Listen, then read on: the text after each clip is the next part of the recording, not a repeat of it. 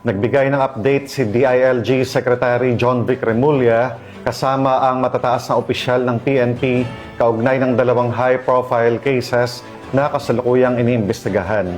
Kabilang dito ang Molinito case na may kinalaman sa pagkamatay ng isang police officer at ng kanyang anak.